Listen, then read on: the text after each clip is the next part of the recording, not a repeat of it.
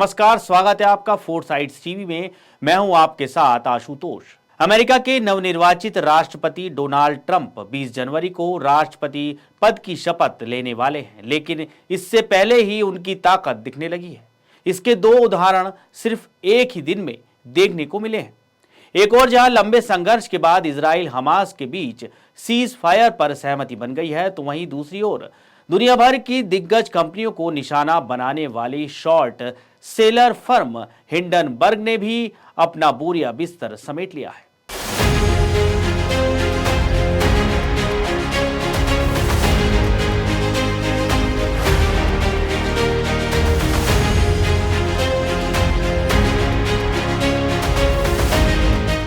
लंबे समय से चले आ रहे इजराइल हमास वॉर में नया मोड़ आया है और आखिरकार दोनों के बीच सीज फायर पर सहमति बन गई है।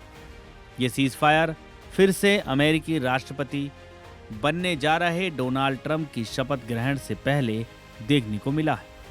इस पर अमेरिका ने नवनिर्वाचित राष्ट्रपति डोनाल्ड ट्रंप ने भी बड़ा बयान देते हुए कहा कि मिडिल ईस्ट में बंधकों की रिहाई पर डील हो गई है और वो जल्द ही रिहा होंगे। जानकारी के मुताबिक उन्होंने ये भी कहा कि युद्ध विराम समझौता नवंबर में हमारी ऐतिहासिक जीत के परिणाम स्वरूप ही हो सका, क्योंकि इसने पूरी दुनिया को संकेत दिया कि मेरा प्रशासन शांति की तलाश करेगा।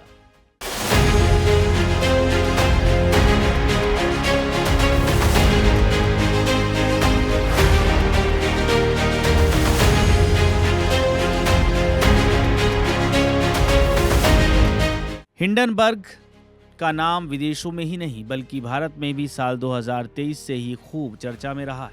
पहले गौतम अडानी के नेतृत्व वाले अडानी ग्रुप को लेकर जारी की गई रिसर्च रिपोर्ट हो या फिर बीते साल इंडियन मार्केट रेगुलेटर सेबी की चीफ माधवीपुरी बुच पर लगाए गए आरोप हों, ये विपक्ष के प्रमुख मुद्दों में भी शामिल रहे हैं और इनके जरिए सरकार को लगातार कटघरे में खड़ा किया जाता रहा है।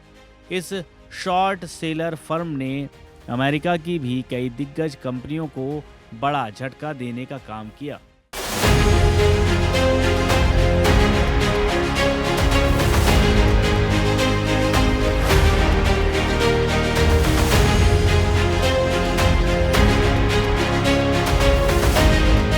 लेकिन अमेरिकी सत्ता में बदलाव से पहले ही यहां भी नवनिर्वाचित राष्ट्रपति डोनाल्ड ट्रंप की ताकत की झलक देखने को मिली है और नाथन एंडरसन के नेतृत्व वाली हिंडनबर्ग ने शॉर्ट सेलिंग बंद करने का ऐलान किया। साल 2017 में शुरू हुई इस शॉर्ट सेलर कंपनी के शटडाउन की खबर से अडानी ग्रुप को भी बड़ी राहत मिली है और इसका असर गुरुवार को शेयर मार्केट में कारोबार के दौरान अडानी स्टॉक्स पर भी तेजी के रूप में देखने को मिला है।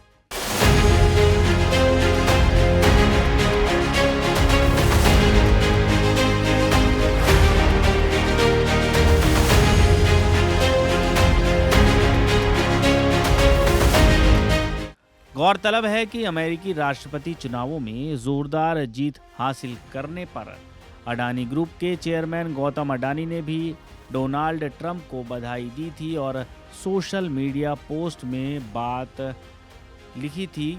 उन्होंने ट्विटर पर एक पोस्ट में लिखा था, अगर दुनिया में कोई एक व्यक्ति है जो अटूट दृढ़ता, अदम्य साहस, निरंतर दृढ़ संकल्प और अपने विश्वासों के प्रति टिके रहने के साहस का प्रतीक है, तो वो डोनाल्ड ट्रंप है।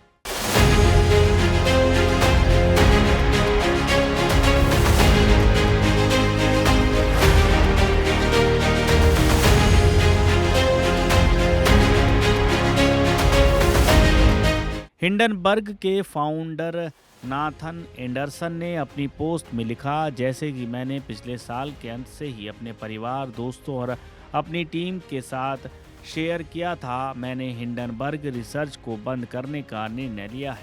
प्लानिंग ये थी कि हम जिन विचारों पर काम कर रहे थे उनके पूरे होते ही इसे बंद कर दिया जाएगा। मैं ये सब खुशी से लिख रहा हूँ। इसे बनाना मेरे जीवन का सपना रहा है और ये कोई आसान ऑप्शन नहीं था। उन्होंने आगे लिखा कि मैं अपने परिवार के साथ समय बिताने, अपने शौक पूरे करने और सफ़र करने के लिए उत्सुक हूँ।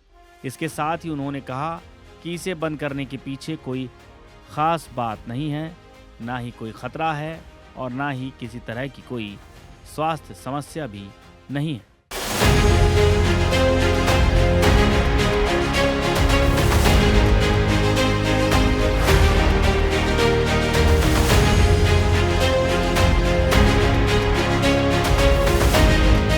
एक रिपोर्ट के मुताबिक एक यूरोपीय थिंक टैंक की ओर से किए गए ग्लोबल सर्वे में डोनाल्ड ट्रंप की सत्ता में वापसी को भारत के लिए फायदेमंद बताया गया है। European council on foreign relations ने ऑक्सफोर्ड यूनिवर्सिटी के Europe in a changing world project के साथ मिलकर किए गए इस सर्वे के मुताबिक भारत में 82% लोगों का मानना है कि ट्रंप की जीत दुनिया में शांति के लिए अच्छी है। 84% लोगों का कहना है कि ये भारत अमेरिकी संबंधों के लिए सकारात्मक है और 85% लोगों ने इसे अमेरिकी नागरिकों के लिए भी लाभकारी बताया है।